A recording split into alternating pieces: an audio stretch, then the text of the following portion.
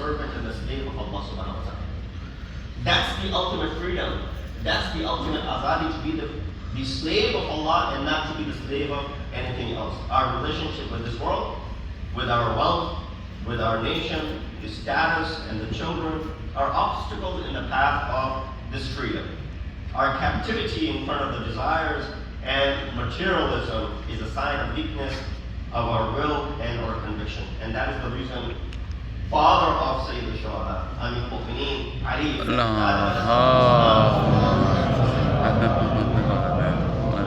I don't need to lecture you on power, how power hungry people are, what it does to people.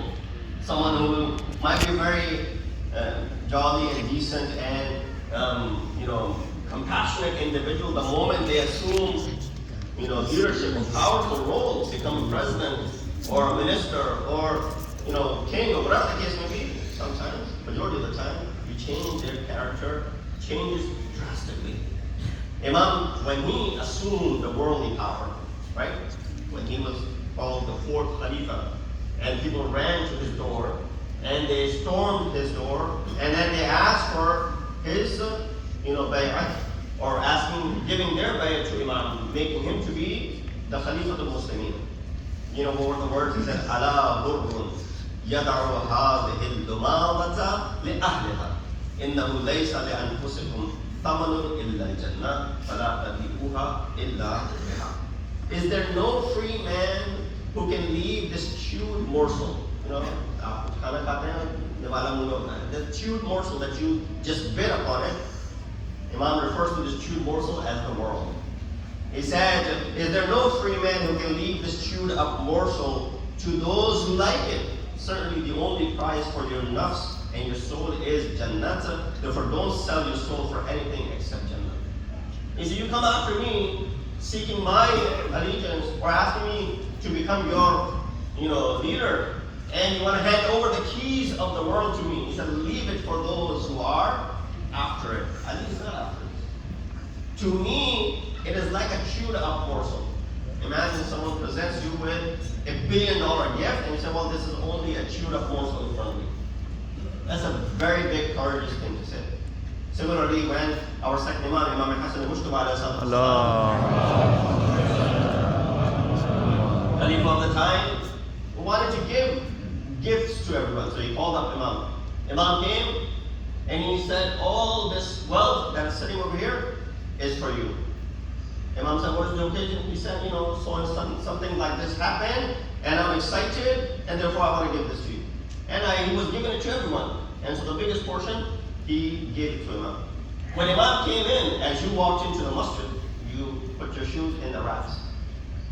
Of course, at that time they didn't have racks, so they put the shoes, well, even now, when we have racks, people put the shoes on the ground. So just imagine at that time, the shoes were all around, across, on the ground.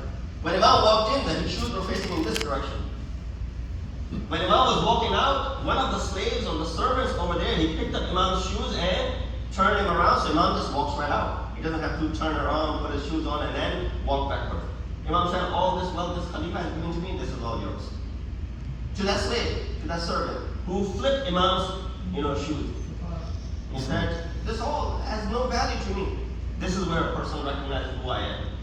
You want to value me with the wealth that you are giving to me, thinking that I will become loyal to you, all the wealth that you want to bestow upon me, because of course, if someone gives you something, you go under their command, and you sort of value them because of what they have given to you and done to you, the favor that they have provided for you. Imam said there's more to this person because he recognizes my work. He flipped my flippers and my chappal and my shoes, everything belongs to you. This is what the view of Syed al-Shuhada, this is what the view of Imam Hassan, and this is what the view of Amir al-Mu'mineen. Sallu ala Muhammad wa ala. So the life spent with hereafter in perspective. That's the real life. When we don't have the ma'rifat of the hereafter, when we don't have the ma'rifat of the life which is the eternal abode, then of course this life is wasted. But the life with perspective of hereafter in you is well spent. Real life is the one which is spent with good deeds, practical life, not temporal, not spatial, as they say, umre amali, not umre zamani, that your age should be with actions and should be qualified and should be associated with actions and the amal, and not with how long you live. People in the previous centuries used to live for hundreds and hundreds of years. 600 years, 700 years, 800 years, it was no big deal. People lived for that long. Regarding this, Quran talks about it. Hazrat Nuh lived in a time when people lived for that long. He spent 950 years amongst his people. And Riwayat mentioned he was over 2,000 years old by the time of his death. And similarly, many other scholars, even regarding Luqman, mentioned to be that he was more than 400 years old. And other ages are mentioned about all these people. But the value, if you have for the life in the hereafter. So there's a story of a man, probably in the time of Hazrat Musa or Hazrat Isa, either one, I don't recall. He saw him worshipping in the middle of, a field, a desert. And Hazrat Isa or Hazrat Musa, either one, went up to him and said, how come you don't pray inside your house? Why are you praying in the heat of the desert? He said, I was told by someone, servant of Allah, that I will get to live for 700 years. So I said, well, I'm only in this world for 700 years. Why do I even need a house? He said, you live for only 700 years. Someone told me that my age is 700. He said, 700 years? Why do I even need to build a house for 700 years? Hazrat Isa told him, people in the Ahl-e-Bait will only age up to 60, 70, and they will build forts for themselves as if they're going to reside in them forever. He said, if I knew that I would only live for 60, 70 years, I will never lift my head from the sajda for Allah subhanahu wa ta'ala. Of course, that's a deed, that's a perspective which is very difficult for us to, compete with. Nor do we want us to go ahead and put ourselves completely in the shoes of these individuals. But the thought of it, they said, I was only going to live for 700 years. I didn't think about this world at all. I was only thinking about the hereafter. Because what is 700 years compared to eternal abode that Allah subhanahu wa ta'ala will provide to me when I will be in the hereafter. Sallallahu Muhammad wa alihi. Therefore, freedom is where insan can recognize his honor and nobility and not give into disgrace and be despised. Imam Hussain said, Mautun fi izzin khayrun min hayatin fid dunya.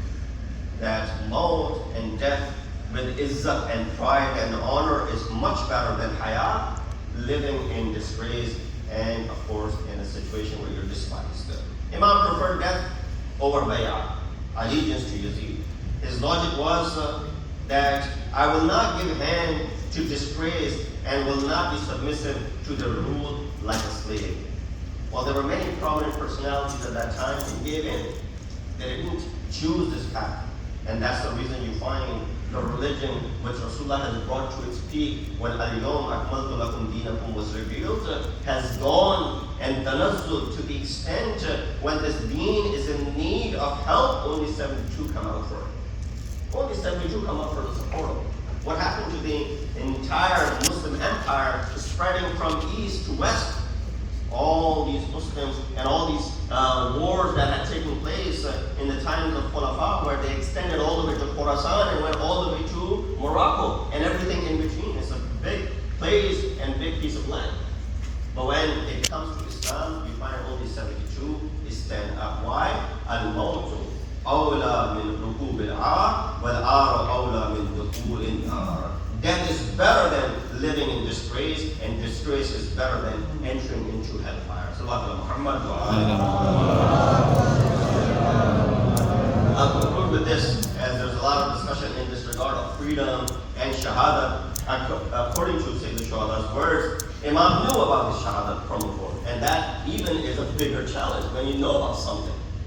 Right? And then, of course, misconceptions were created regarding how Imam knew and did not deviate or divert his path. It still continued on. Because, of course, there are philosophical answers, which is not a time and place to give. He knew the smallest of the details. Prophet had informed him. Prophet knew about it 50 years before the Shahada that Imam was saying. So I had mentioned that he had seen this Jibreel had shown it to him. Even the sand from Karbala was given. So Imam knew the smallest of the details of it. The Prophet continuously mentioned it. This knowledge did not only slow Imam down, rather increased his thirst for Shahada. Right? If something like this is known, it's going to slow you down.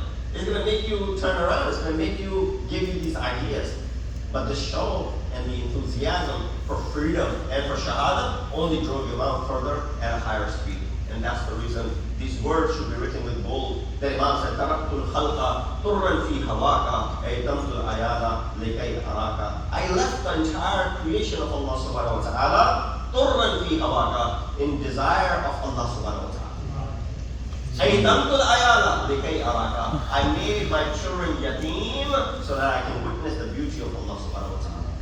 That can only come when you are the follower of Hussein ibn Ali. We ask Allah subhanahu wa ta'ala to give us the tawfiq and ability to be able to understand the tragedy of Karbala, the shahada of Sayyid Shahada, and the virtues behind it, and so that you and I are able to practice and implement it into our lives. In the answer hadith, وَأَبَّلَغُ إِذَا كِتَابُ اللَّهِ وَبِاللَّهِ مِنَ الشَّيْطَانِ الرَّجِيمِ بِسْمِ اللَّهِ الرَّحْمَنِ الرَّحِيمِ وَالْعَصْرِ إِنَّ الْإِنسَانَ لَفِي خُسْرٍ إِلَّا الَّذِينَ آمَنُوا وَعَمِلُوا الصَّالِحَاتِ وَتَوَاصَوْا بِالْحَقِّ وَتَوَاصَوْا بِالصَّبْرِ.